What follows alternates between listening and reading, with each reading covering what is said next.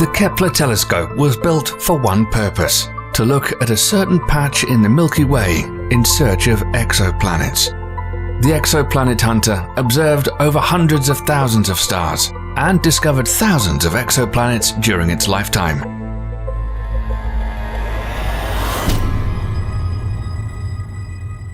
Liftoff of the Delta II rocket with Launched in 2009 as part of NASA's Discovery program, Kepler's job was to constantly scan a fixed patch of sky within our Milky Way galaxy to find planetary systems. At the time of the launch, it had the largest primary mirror ever sent into space, and it also had a 96-megapixel camera to process the light.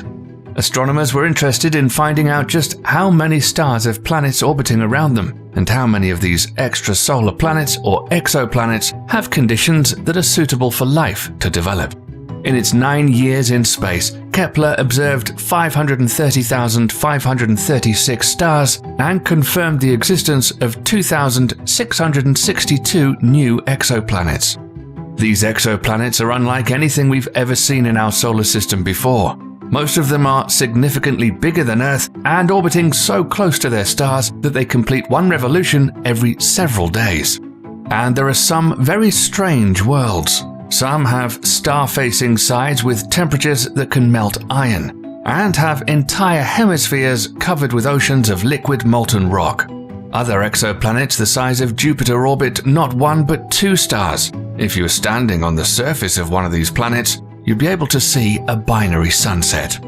But Kepler's legacy is that it successfully found Earth-sized worlds orbiting at a safe distance from their host stars inside what's known as a habitable zone or Goldilocks zone.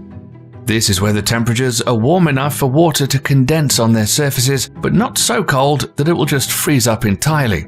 Although being in this zone doesn't guarantee the existence of life, the presence of water is significant and the foundation of life as we know it. One such exoplanet discovered by Kepler that has recently generated excitement among researchers is called K2-18b.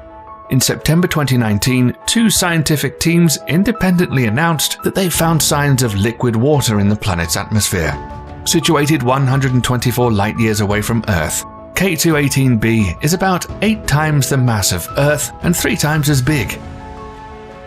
It orbits a main sequence red dwarf star called K2-18. A red dwarf star is the smallest, coolest star and by far the most common type of star in the Milky Way.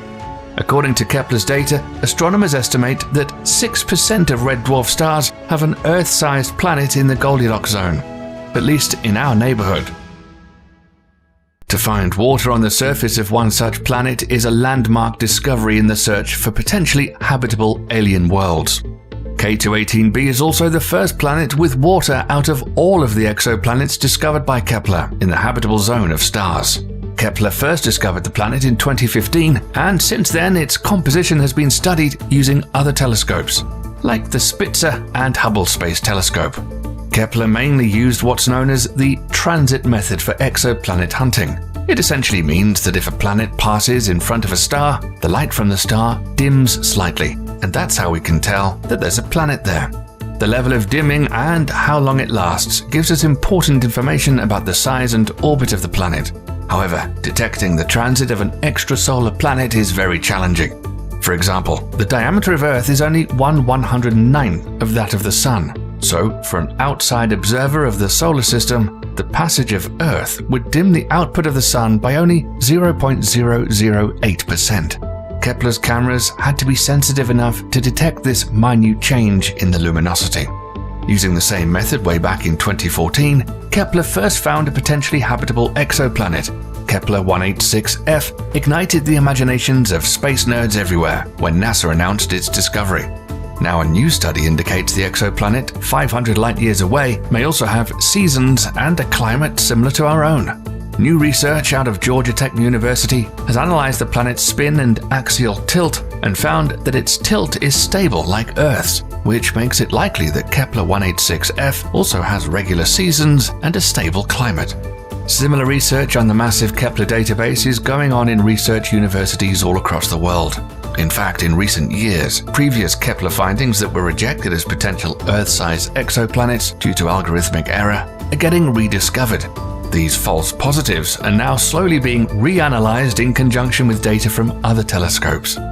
One such planet is Kepler 1649c. In mid-2020, while combing through old Kepler data and matching it against new data from the Transiting Exoplanet Survey Satellite, or TESS, astronomers confirmed the existence of another exoplanet with very favorable conditions for life.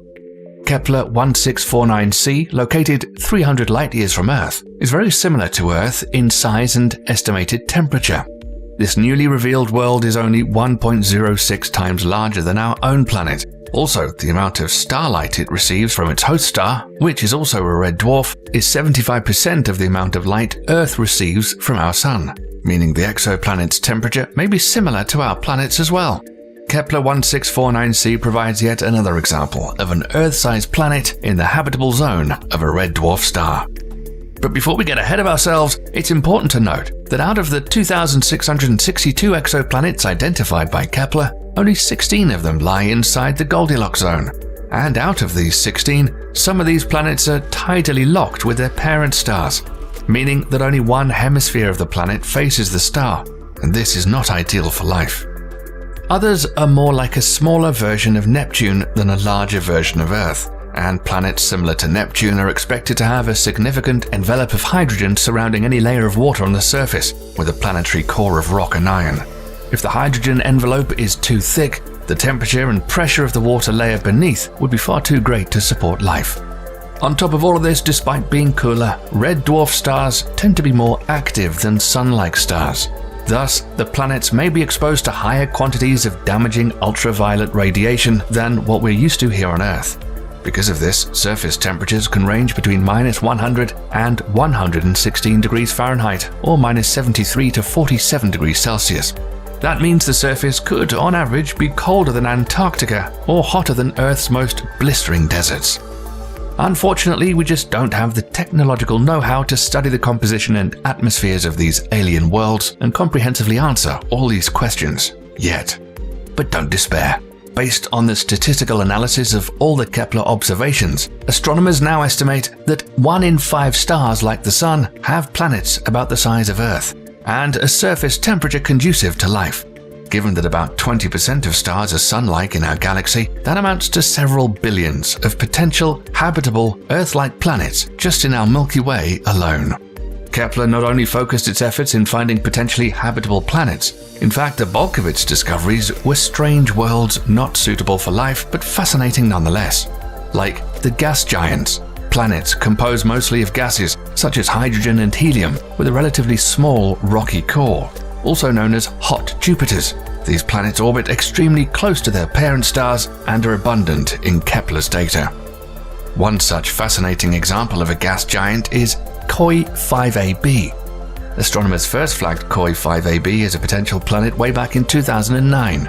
At the time, this elusive alien world was only the second planet ever found by Kepler. It slipped through the cracks a decade ago, firstly due to the enormous amount of data that Kepler generated, and secondly because astronomers noticed that the main KOI 5A star had another companion star, making analysis very difficult for them.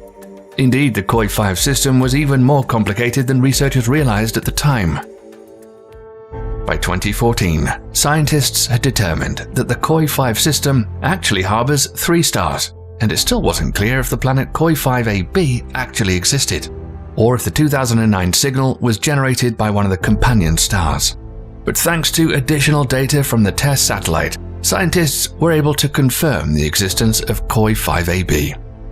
Planetary bodies on stable orbits in a multi-star system is quite a rare find, and the discovery of KOI 5AB is expected to add a lot to our understanding of planetary formation.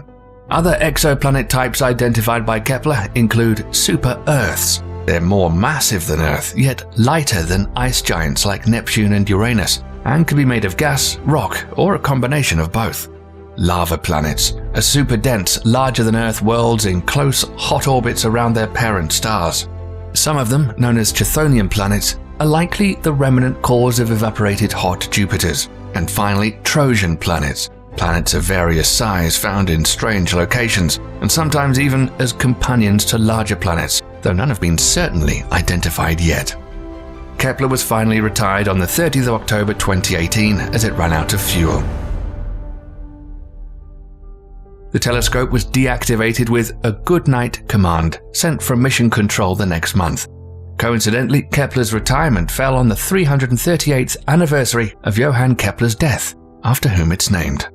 Although not operational anymore, these incredible discoveries predict a near future in which astronomers will use new and advanced telescopes on the ground and in space to more deeply understand Kepler's numerous finds. One such telescope is already slated to go up into space in 2021. The James Webb Telescope will take a much closer look at some of these Kepler objects of interest and hopefully will bring us closer to answering the question, are we alone in the universe? What do you think? Will astronomers find many more strange worlds buried inside Kepler's data? Let us know in the comments section below.